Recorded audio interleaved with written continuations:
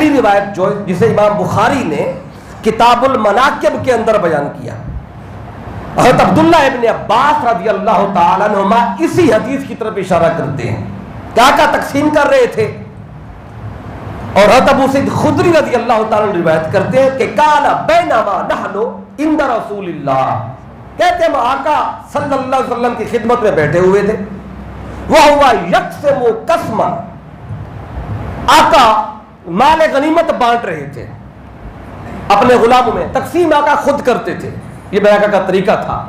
کسی کے ڈیوٹی نہیں لگاتے تھے کہ مال غنیمت آیا پڑا ہے، اے ابو بکر اب تم بانٹو، اے عمر آؤ تم بانٹو، فلاں کی ڈیوٹی لگائیں، نہیں، تقسیم آقا خود کرتے تھے، کیونکہ جس کو دینا ہوتا اندر کا حال تو مصطفیٰ جانتے کس کو دینا ہے کس کو نہیں دینا،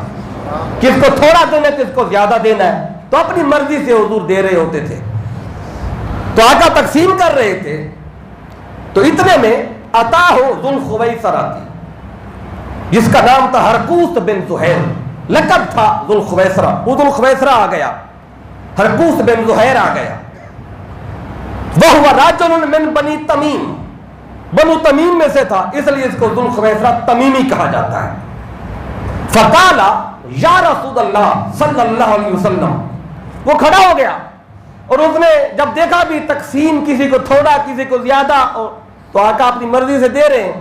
تو وہ کھڑے ہو کے کہنے لگا یا رسول اللہ اعدل، کہتے اے اللہ کے رسول صلی اللہ علیہ وآلہ وسلم عدل کریں، عدل کا معنی ہے برابر برابر دیں، جنگ میں سارے گئے تھے سب نے برابر حصہ لیا، تو اب جب مال آیا ہے تقسیم کرتے ہوئے کسی کو تھوڑا کسی کو زیادہ، کہنے لگا یہ تو عدل نہیں ہے، اب ذوالخویسرہ کھڑے ہو کر تاجدار کائنات صلی اللہ علیہ وسلم کو عدل کی تلقین کر رہا ہے، وہ ذات جس نے عدل کرنا سکھایا، جس نے آ کے عدل ہوتا کیا ہے دنیا کو بتایا اور عدل و انصاف کا نظام قائم کر کے دکھایا، اس ذات کے سامنے زبان کھول لی، یہ تانا تھا مصطفیٰ کے لیے، آقا کی خدمت میں کہتا ہے اے دل عدل کرے، جب آقا نے یہ سنا اب صحابہ کرام دیکھ رہے تھے یہ کس کو، اب بات تو اچھی ہے کہ عدل کریں لیکن دیکھنا یہ کہے کس کو رہا ہے، آگے ذات کون سی ہے، اب کہتا ہے عدل کرے، فقالا صلی اللہ علیہ وآلہ وسلم، تو آقا نے فرمایا ویلکا، وہ تیرا ستیہ ناس ہو، تیری بربادی ہو، تیری خرابی ہو، فرمایا ویلکا ومن یعدل،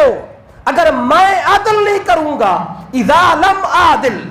فرمایا کہ ومن یعدل اذا لم عادل، فرمایا کہ اگر میں عدل نہیں کروں گا تو دنیا میں عدل کون کرے گا، پھر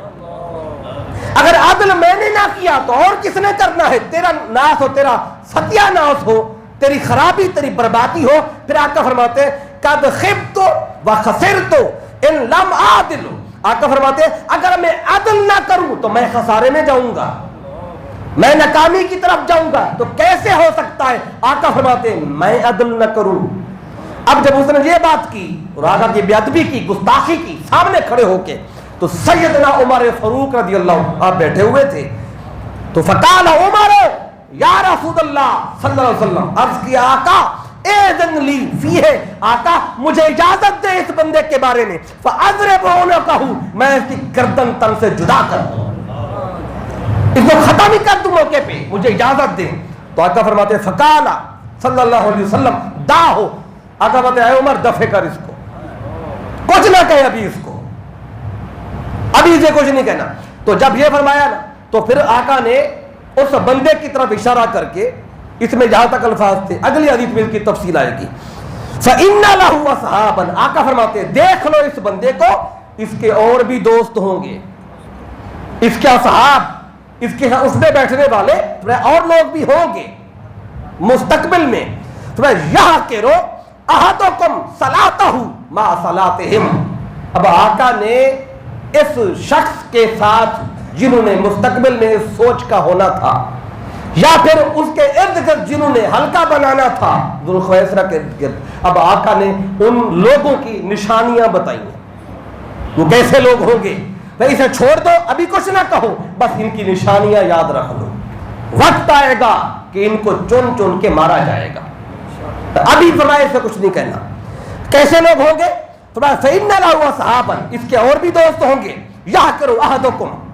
صلاتہ ما صلاتہم وصیامہ ما صیامہم، فرمایا کہ تمہیں اپنی نمازیں ان کی نمازوں کے سامنے تھوڑی لگیں گی،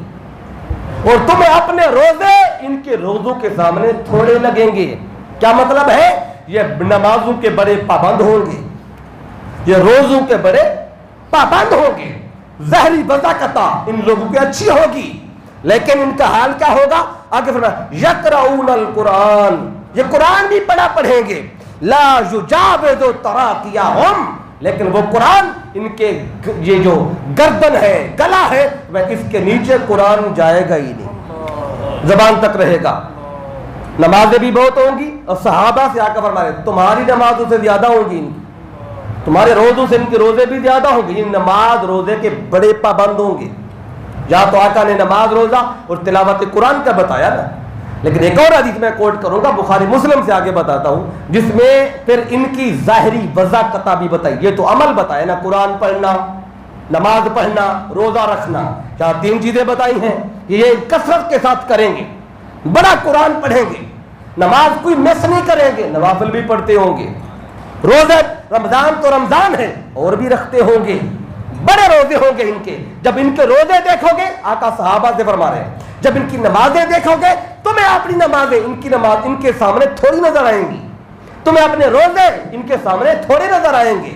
تمہیں اپنی تلاوت قرآن ان کے سامنے کم نظر آئے گی، لیکن یہ کام تو یہ نماز، روزے اور تلاوت قرآن کا کام تو یہ زیادہ کریں گے، لیکن ہوگا کیا؟ یمرقون من الدین